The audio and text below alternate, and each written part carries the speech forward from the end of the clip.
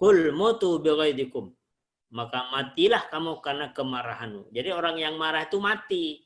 Apalagi mati, pikirannya mati, akalnya mati. Jadi sudah nggak bisa ngapa-ngapain, nggak bisa berpikir, nggak bisa merenung, sudah nggak bisa membedakan yang hak dengan yang batil, itu marah.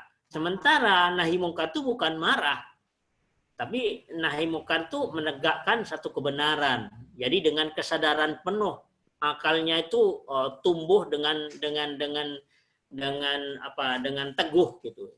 Jadi bagaimana mengaplikasikan akal, ya, menegakkan satu kebenaran melalui akal, maka itulah yang kadang-kadang asyiddau 'alal kufar rahama'u bainahum. Jadi keras tegas terhadap orang kafir dan kasih sayang terhadap orang-orang yang beriman.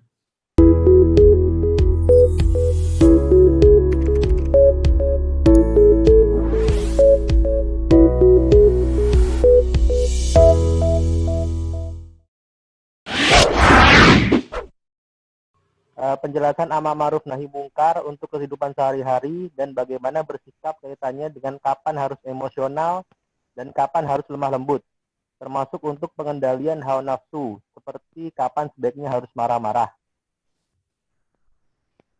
Ya. Bukan marah, tegas. Baik. Jadi amar ma'ruf nahi mungkar. Nahi mungkar itu bukan marah-marah ya. Ini salah pasang lagi. Tegas. Jadi bukan marah. Jadi tegas. Ya, tegas dengan marah itu berbeda. Misalnya begini, ini contoh yang dicontohkan oleh Ali radhiyallahu anhu. Pada saat Ali itu menebas batang leher orang kafir di dalam kondisi peperangan, ya. Terus orang kafir itu meludah Ali. Ya. Maka Ali tadi tidak jadi menebas batang lehernya. Ditanya sama sahabat, kenapa tidak kamu tebas? Maka kalau aku tebas, aku takut ketika menebas batang leher orang kafir itu, karena itu keluar dari hawa nafsuku. Jadi artinya ketegasan itu bukan kemarahan, bukan keluar dari hawa nafsu, tetapi semuanya itu betul-betul keluar dari jiwa yang istiqomah kepada Allah, yang ikhlas gitu. Karena sesungguhnya sesungguhnya amar ma'ruf nahi mungkar itu semuanya akan dimulai dari diri kita sendiri. Coba kita lihat di surat 79 ayat 40 dan 41. Dan adapun orang-orang yang takut kepada kebesaran Tuhannya dan menahan diri dari keinginan hawa nafsunya, maka sungguh surgalah tempat tinggalnya. Jadi di situ sesungguhnya wa amman khafa maqama rabbi wa nahan nafsa 'anil hawa fa innal jannata hiyal ma'wa. Jadi di situ sesungguhnya jiwa itu mengendalikan hawa nafsu. Jadi sesungguhnya pertempuran itu dimulai dari diri kita antara jiwa dengan hawa. Maka ketika jiwa itu bisa mengendalikan hawa nafsu, fa innal jannata hiyal ma'wa.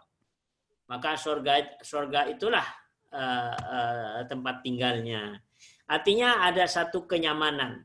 Ya, sehingga dengan demikian hawa nafsu itu akan senantiasa dikendalikan oleh jiwa, ya. Jiwa yang memimpin hawa nafsu. Karena hawa nafsu itu memang tidak bisa dihilangkan.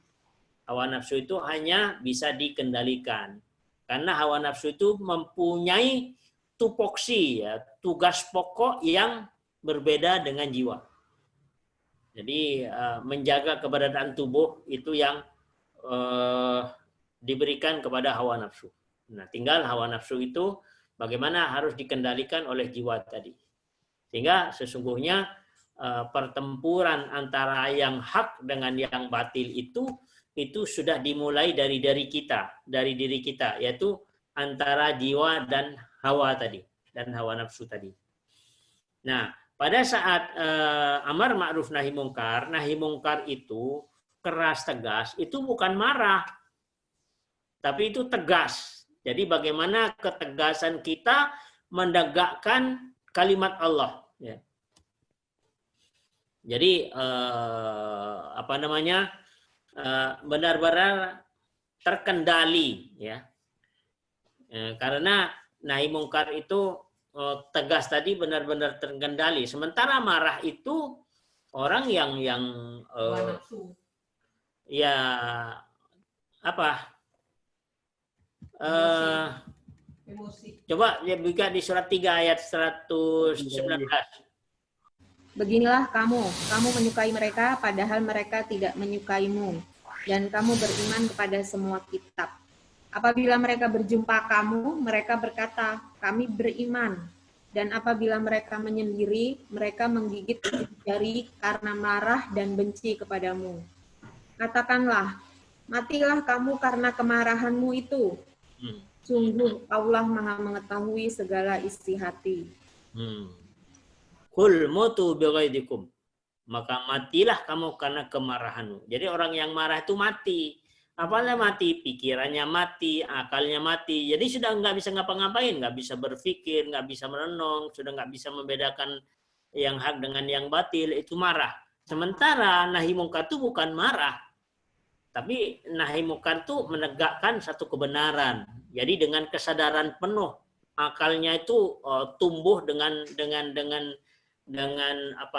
teguh gitu. Jadi bagaimana mengaplikasikan akal, ya, menegakkan satu kebenaran melalui akal, maka itulah yang dinamakan dengan asyidda'u 'alal kufar wa hama'u bainahum. Jadi keras tegas terhadap orang kafir dan kasih sayang terhadap orang-orang yang beriman.